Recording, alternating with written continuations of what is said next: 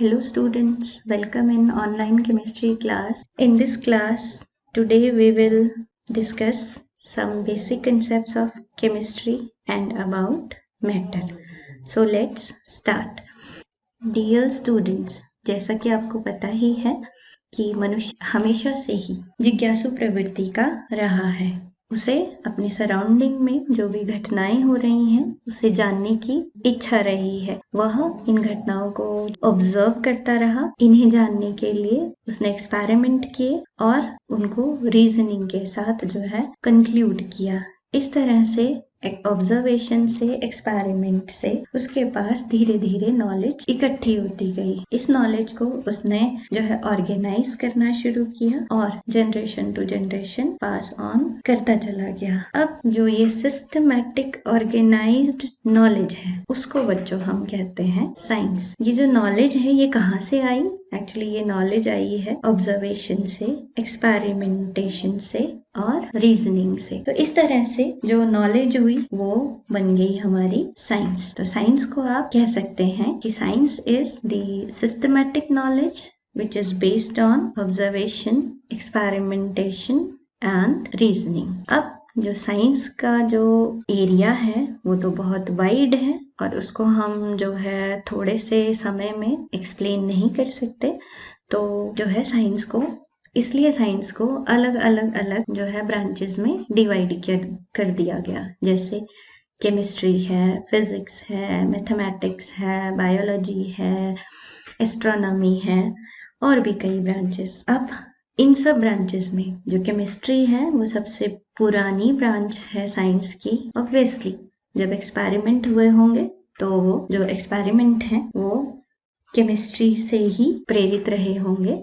तो ये केमिस्ट्री क्या चीज है, केमिस्ट्री के अंदर हम क्या पढ़ने वाले हैं, ये हम आगे डिस्कस करेंगे। तो जो केमिस्ट्री है, chemistry is branch of science in which deals with the structure of matter, its composition, its physical and chemical properties, its physical and chemical changes it undergoes, and the energy changes taking place during these processes. So बच्चों, chemistry जो है इसमें हम जो है पढ़ते हैं about structure of matter. Structure मतलब मैटर के अंदर जो कॉन्स्टिट्यूएंट पार्टिकल्स हैं, जैसे एटम्स हैं, मॉलिक्यूल्स हैं, वो उनकी अरेंजमेंट क्या होगी उसको हम स्ट्रक्चर बोलते हैं। कंपोजिशन मतलब उसके अंदर कौन कौन से जो हैं एलिमेंट्स प्रेजेंट होंगे। जैसे वाटर है, वाटर के अंदर हाइड्रोजन और ऑक्सीजन प्रेजेंट होते हैं, तो वो हो गई उसकी कंपोजिशन। फिजिकल और केमिकल प्रॉपर्टीज का मतलब, जैसे वो फिजिकल प्रॉपर्टीज मतलब वो देखने में कैसे हैं, सॉलिड है, लिक्विड है, गैस है, उनका मेल्टिंग बॉइलिंग पॉइंट है। केमिकल प्रॉपर्टीज मतलब वो जो है अगर ऑक्सीजन के साथ रिएक्ट कर रहे हैं तो क्या हो रहा है, अगर एसिड्स के साथ रिएक्ट कर रहे हैं तो क्या हो रहा है, या बेस के साथ रिएक्ट कर रहे हैं तो क्या होगा, वो होती हैं केमिकल प्रॉपर्टीज। और जो है फिजिकल और केमिकल चेंजेस जो कि मैटर के अंदर आएंगे, और ये फिजिकल और केमिकल चेंजेस लाने के लिए एनर्जी एक्सचेंज जो होगा मैटर में, उन सब को हम पढ़ेंगे कहाँ पर, केमिस्ट्री में। तो लिनियस पॉलिंग ने सिंपल सी डेफिनेशन केमिस्ट्री की दी है कि chemistry is science of substances, their properties, their structure and their transformation. तो अब आपको केमिस्ट्री का मतलब तो समझ आ गया होगा। केमिस्ट्री के अंदर हम मैटर के स्ट्रक्चर के बारे में, कंपोजिशन के बारे में, उसकी फिजिकल और केमिकल प्रॉपर्टीज के बारे में, और जो है एनर्जी एक्सचेंजेस के बारे में पढ़ने वाले हैं। तो अब जो है, अब हमने यहाँ पर जब हम केमिस्ट्री के बारे में बोल रहे हैं, हम मैटर के बारे में बोल रहे हैं, तो हमें ये भी पता होना चाहिए कि मैटर क्या चीज होती है।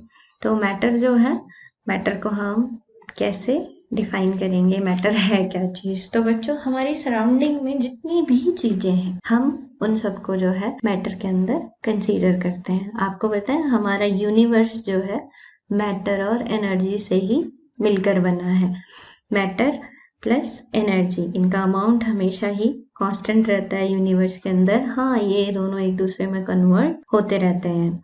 तो जो है अब ये मैटर क्या चीज है, तो मैटर को हम जो है अगर डिफाइन करेंगे तो matter is anything that possesses mass, occupies space and can be felt by any of our five senses. That is considered as matter. अब आपको पता है जैसे कि कोई स्पेस ऑक्यूपाई कर रहा है या किसी का मास है, ये तो आप अपनी सराउंडिंग में देख ही लेंगे, लेकिन हम कोई भी चीज जिसको हम अपने सेंसेस से जो है फील कर रहे हैं वो मैटर कैसे होगा। तो जैसे एयर है बच्चों, एयर को आप जो है देख भी नहीं सकते, आप उसको महसूस कर सकते हैं, तो एयर क्या है, एयर भी मैटर है। इसी तरह से जैसे कई आप तरह तरह के परफ्यूम्स लगाते हैं, अलग अलग फ्रेग्रेंसेस जो है उनमें है, तो वो भी क्या है, वो भी मैटर है एक्चुअली। तो अब आपको क्लियर है मैटर क्या चीज है। तो मैटर जो है आप किसी भी तरह का हो सकता है, सॉलिड, लिक्विड, गैस, है ना। जैसे आप इस समय जो है अपने मोबाइल फोन में ये सारी चीजें देख रहे हैं, तो मोबाइल भी क्या है आपके लिए एक मैटर है। अब जो मैंने यहाँ पर इंक जो है जिससे ये सब लिख रही हूँ वो भी क्या है, मैटर है। तो मैटर जो है अलग अलग तरह का हो सकता है। तो हम क्या करते हैं, मैटर को फर्दर क्लासिफाई करते हैं। ब्रॉडली मैटर जो है दो तरह से हम क्लासिफाई कर सकते हैं ब्रॉडली मैटर को, फिजिकली एंड केमिकली। तो पहले हम लेंगे फिजिकल क्लासिफिकेशन। फिजिकल प्रॉपर्टीज के बेस पर हम करते हैं फिजिकल क्लासिफिकेशन। फिजिकल प्रॉपर्टीज क्या होंगी, जैसे कोई चीज देखने में कैसी है, और जो है उसका मेल्टिंग पॉइंट क्या है, बॉइलिंग पॉइंट क्या है, वो हल्की है या भारी है, ये सारी फिजिकल प्रॉपर्टीज हैं। तो फिजिकल प्रॉपर्टीज के बेस पर हम मैटर को क्लासिफाई करते हैं सॉलिड में, लिक्विड में और गैस में। अब जो है सॉलिड, लिक्विड, गैस हमने बोल तो दिए, पर सॉलिड, लिक्विड, गैस किसी भी सब्सटेंस को हम क्यों बोलते होंगे, तो चलो डिस्कस करते हैं। आपको बताइए ये जो मैटर है, सारे मैटर जितना भी है यूनिवर्स के अंदर वो बहुत छोटे छोटे पार्टिकल्स का बना हुआ है। ये पार्टिकल्स या तो एटम्स होंगे या मॉलिक्यूल्स होंगे, और ये जो स्टेट्स हैं सॉलिड, लिक्विड, गैस, ये इन्हीं एटम या मॉलिक्यूल, और हम इनको पार्टिकल्स भी बोल सकते हैं, इनकी अरेंजमेंट पर जो है बेस्ड है ये तीनों स्टेट, सॉलिड, लिक्विड और गैस। कैसे, देखो आप कैसे ये जो है पार्टिकल्स की अरेंजमेंट पर सॉलिड, लिक्विड, गैस मैटर की डिपेंड करती हैं। तो सबसे पहले आप यहाँ पर ऑब्जर्व कर रहे हो सॉलिड स्टेट। इस सॉलिड स्टेट में आप पार्टिकल्स देख रहे हो, particles they are closely packed, there is no space in between. तो ये जो पार्टिकल्स हैं अपनी जगह पे सिर्फ ऑसिलेट कर सकते हैं, वाइब्रेट कर सकते हैं, बाकी और कोई मूवमेंट इनके अंदर नहीं है। अब मूवमेंट क्यों नहीं होगी, क्योंकि इनके बीच में इंटर पार्टिकल फोर्सेस बहुत स्ट्रांग है, फोर्सेस ऑफ अट्रैक्शन इनके बीच में बहुत स्ट्रांग है, और ये forces of attraction he solids की डिफरेंट प्रॉपर्टीज के लिए रिस्पॉन्सिबल है। कैसे, सॉलिड्स का डेफिनेट शेप होती है, डेफिनेट जो है वॉल्यूम होता है। सॉलिड्स जो है उनकी डेंसिटी हाई होती है, सॉलिड्स जो है इनकम्प्रेसिबल होते हैं, और साथ में सॉलिड्स नॉन डिफ्यूजिबल होते हैं। क्यों, सिर्फ इस वजह से कि इनके जो है इंटर पार्टिकल फोर्सेस जो है वो बहुत स्ट्रांग होते हैं। फिर बात करते हैं लिक्विड्स की। तो लिक्विड्स में ये जो पार्टिकल्स हैं कंपैरेटिवली दूर दूर हैं, और ये आसानी से इधर उधर जो है आ जा सकते हैं। इसका मतलब इनके बीच में जो है inter particle force of attraction solid के कंपैरिजन में कम है, जिसकी वजह से ये इधर उधर मूव कर सक रहे हैं। और कम फोर्स ऑफ अट्रैक्शन होने के कारण वॉल्यूम तो डेफिनेट है, लेकिन शेप डेफिनेट नहीं है। जिस भी चीज में आप रखोगे इनको, ये उसी की शेप ले लेते हैं।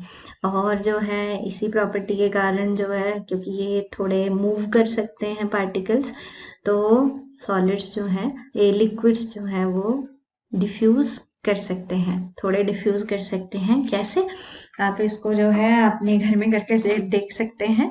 आप एक जो है ग्लास में पानी लें और उसमें एक इंक ड्रॉप डालें, तो बच्चों क्या ऑब्जर्व करोगे आप कि इंक ड्रॉप जो है धीरे धीरे धीरे सारे पानी में फैलती जाएगी। तो लिक्विड्स जो हैं वो डिफ्यूज करते हैं। फिर लिक्विड्स जो हैं थोड़े कंप्रेसिबल हैं, बहुत ज़्यादा हम नहीं कह सकते, थोड़े कंप्रेसिबल होते हैं।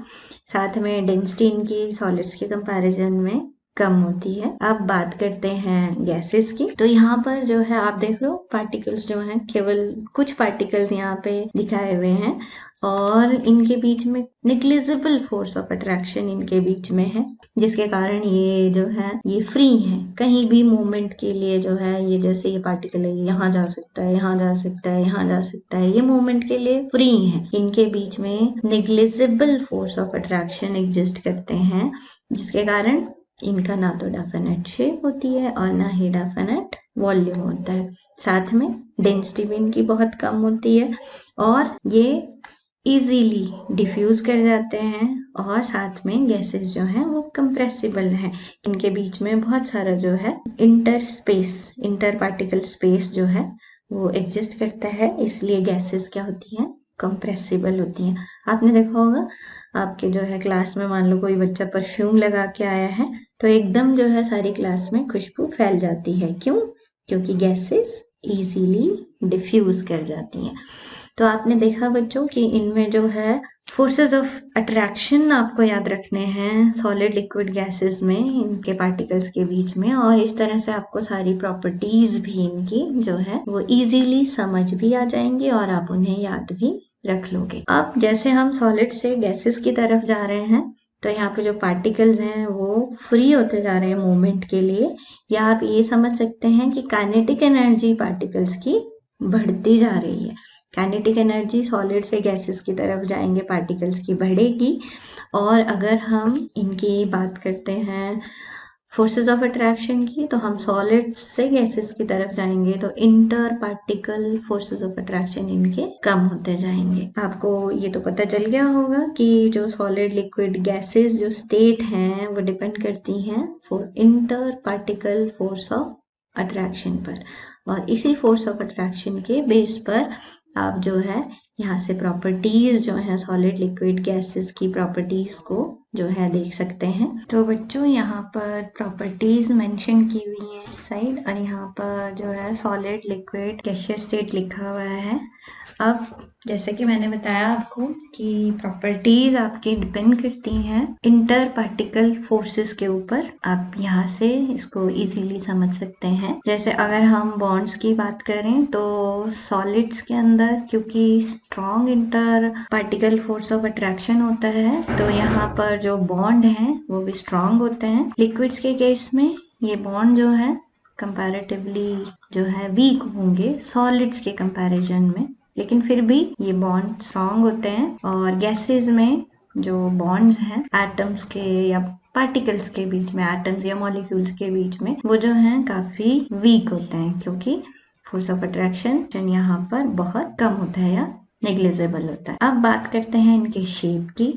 तो जो सॉलिड्स हैं क्योंकि यहाँ पर इनका स्ट्रॉन्ग बॉन्ड है, फोर्स ऑफ अट्रैक्शन इनमें मैक्सिमम है, तो सॉलिड्स की फिक्स्ड शेप होती है। लिक्विड्स में जो है फिक्स्ड शेप नहीं होती क्योंकि यहाँ पर पार्टिकल्स मूव कर सकते हैं, और जो गैसेस हैं उनकी भी शेप फिक्स नहीं होती। लिक्विड्स को और गैसेस को जिस भी कंटेनर में रखते हैं हम उसी की ये शेप ले लेते हैं। अब बात करते हैं इनके वॉल्यूम की। सॉलिड्स का फिक्स्ड वॉल्यूम होता है, लिक्विड्स का भी वॉल्यूम फिक्स होता है, जबकि गैसेस का कोई फिक्स वॉल्यूम नहीं होता। अब बात करते हैं पार्टिकल्स की अरेंजमेंट की। तो क्योंकि यहाँ पर सॉलिड्स के केस में inter particle force of attraction strong है तो पार्टिकल्स जो हैं बहुत क्लोज हैं एक दूसरे के, सिर्फ जो है वाइब्रेट कर सकते हैं, ऑसिलेट कर सकते हैं, लेकिन और कोई मूवमेंट वो शो नहीं करते।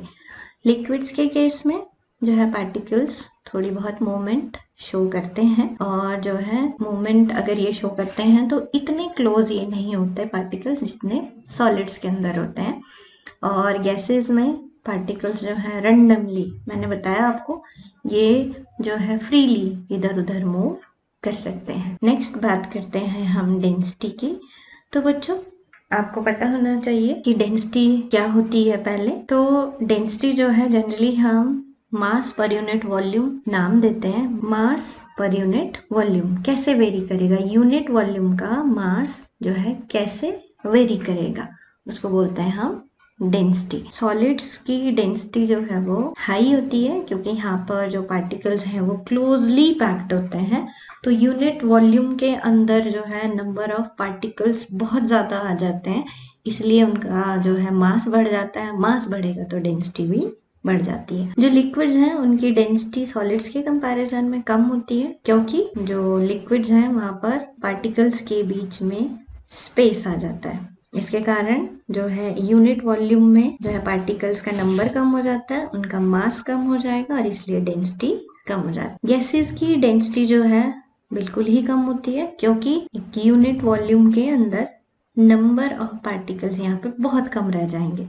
पार्टिकल्स कम रहेंगे तो मास उनका कम हो जाएगा और इसलिए डेंसिटी भी कम हो जाएगी। अब इंटर पार्टिकल फोर्सेस की बात तो हम कर ही रहे हैं। सॉलिड्स में इंटर पार्टिकल फोर्स जो है बहुत स्ट्रांग होते हैं। फोर्सेस इतने स्ट्रांग होते हैं तो एवरेज एनर्जी जो है पार्टिकल्स की वो कम होती है और फोर्सेस ऑफ अट्रैक्शन उनके बीच में ज़्यादा होते हैं। लिक्विड्स में जनरली फोर्सेस ऑफ अट्रैक्शन जो है वो एवरेज काइनेटिक एनर्जी के बराबर ही होते हैं और गैसेस के केस में एवरेज काइनेटिक एनर्जी पार्टिकल्स की बहुत ज़्यादा हो जाती है as compare to force of attraction. तो आप इसको जो है सीधे ऐसे समझ सकते हैं कि जो काइनेटिक एनर्जी है पार्टिकल्स की सॉलिड के केस में जो है बहुत कम होगी, लिक्विड्स में थोड़ी सी ज़्यादा और गैसेस में काइनेटिक एनर्जी पार्टिकल्स की ज़्यादा होगी। जैसा कि मैंने आपको पहले भी बताया कि काइनेटिक एनर्जी जो है सॉलिड से गैसेस की तरफ बढ़ती जाती है। जो अब बात करते हैं पार्टिकल सेपरेशन की। पार्टिकल सेपरेशन मतलब जो है पार्टिकल्स में डिस्टेंस कितनी है, तो सॉलिड्स में वो क्लोजली पैक्ड होते हैं। लिक्विड्स में जो है स्पेस होगा पार्टिकल्स के बीच में, they are not so much closely packed. और जो गैसेस हैं उनमें पार्टिकल्स जो हैं काफ़ी ज़्यादा सेपरेटेड होते हैं, widely, they are widely separated. This is all about the properties of solids, liquids and gases. So this is all for today. Thank you.